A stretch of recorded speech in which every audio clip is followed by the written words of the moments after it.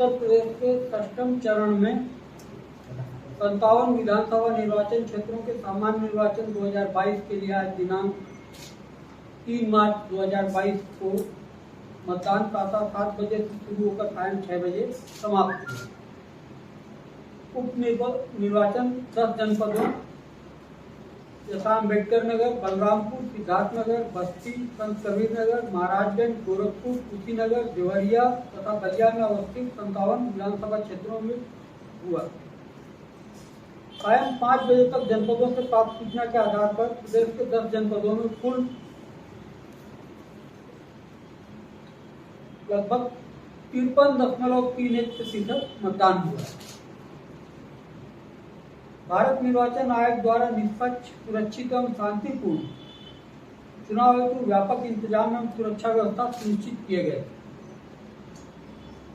कोविड-19 के दृष्टिगत मतदान दिवस को मतदेय स्थलों पर thermal scanner, hand sanitiser, glove, face mask, face shield, PP kit, साबुन, पानी सभी चीजों की व्यवस्था सुनिश्चित की गई।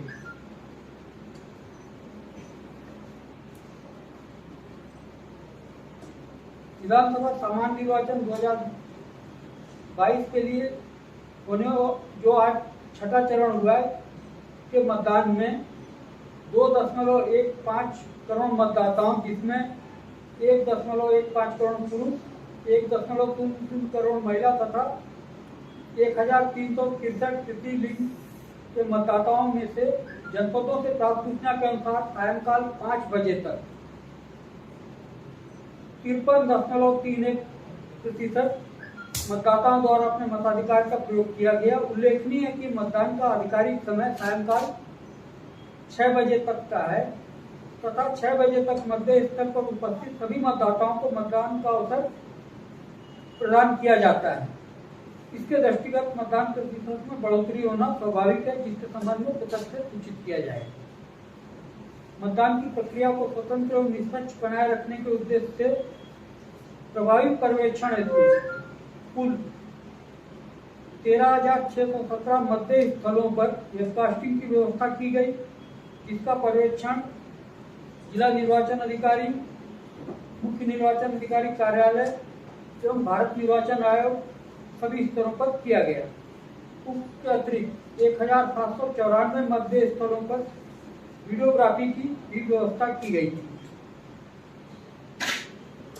6ठवें चरण में कुल 1,113 आदर्श मतदान केंद्र, 76 समस्त महिला कर्मी मतदेय स्थल बनाए गए थे, जिससे मतदाताओं को एक सुखद निर्वाचन प्रक्रिया की अनुभूति हो सके।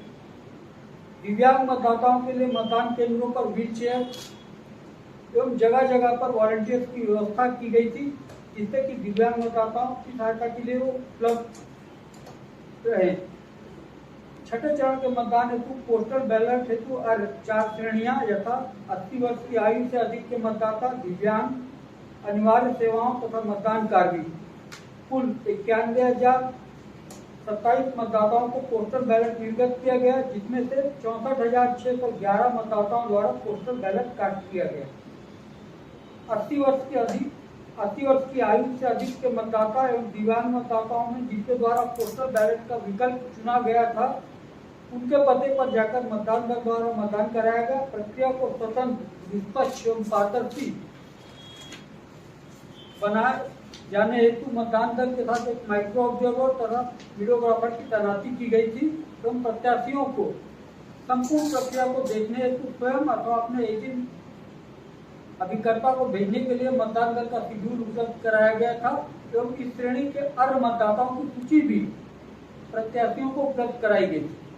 इस मतदान प्रक्रिया की पूरी वीडियोग्राफी कराई गई है। उपरोक्त के अतिरिक्त कुल 42,124 सेवा मतदाताओं को भी रिटर्निंग ऑफिसर द्वारा इलेक्ट्रॉनिक माध्यम से पोस्टल बैलेट का प्रेषण किया गया। 6ठवें चरण के निर्वाचन में कुल 57 विधानसभा क्षेत्रों में 676 प्रत्याशी मैदान में हैं, जिनमें से 66 महिला प्रत्याशी हैं। उपरोक्त में से विधानसभा क्षेत्र 291 तुलसीपुर, 323 गोरखपुर ग्रामीण, 330 पडरौना से अधिकतम 15 प्रत्याशी तथा 341 सलेमपुर, अनुसूचित जाति से न्यूनतम 7 प्रत्याशी मैदान में। उपचुनाव में कुल 25,326 मतदेय स्थल तथा 13,936 मतदान केंद्र थे। कोविड-19 के दृष्टिगत भारत निर्वाचन आयोग द्वारा मतदेय स्थलों पर मतदाताओं की अधिकतम संख्या 1,250 तक रखने के निर्देश दिए गए थे। सभी मतदेय स्थलों पर रैंप, शौचालय तथा पीने के पानी की सुविधा सुनिश्चित की गई थी। मतदान पर सतर्क दृष्टि रखने के लिए आयोग द्वारा 56 सामान्य प्रेक्षक, 10 पुलिस प्रेक्षक तथा 18 व्यय प्रेक्षक भी तैनात किए गए थे। उक्त अतिरिक्त 1,680 sector magistrate, 228 zonal magistrate, 173 static magistrate तथा 2,137 माइक्रो ऑब्जर्वर भी तैनात किए गए थे। उपरोक्त के अतिरिक्त भारत निर्वाचन आयोग द्वारा राज्य स्तर पर एक वरिष्ठ सामान्य प्रेक्षक,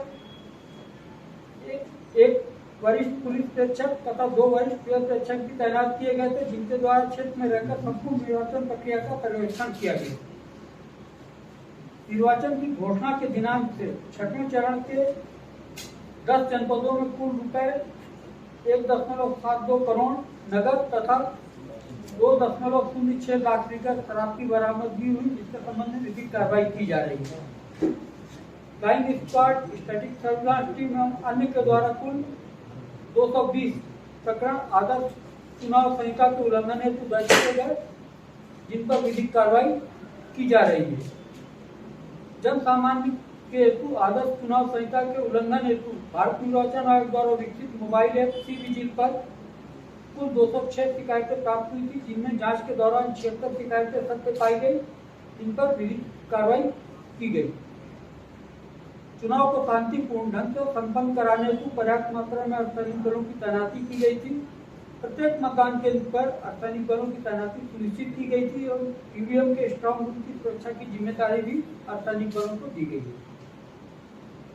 चुनाव में सभी 25,326 मतदेय स्थलों हेतु मतदान के लिए आवश्यक ईवीएम एवं वीवीपैट तथा अलग अलग जनपदों में पर्याप्त मात्रा में रिजर्व ईवीएम एवं वीवीपैट की व्यवस्था की गई थी और मतदान के दौरान जहां कहीं भी शिकायत प्राप्त हुई वहां तत्काल प्रभावी कार्रवाई सुनिश्चित करते हुए ईवीएम एवं वीवीपैट को बदलने की कार्रवाई की गई।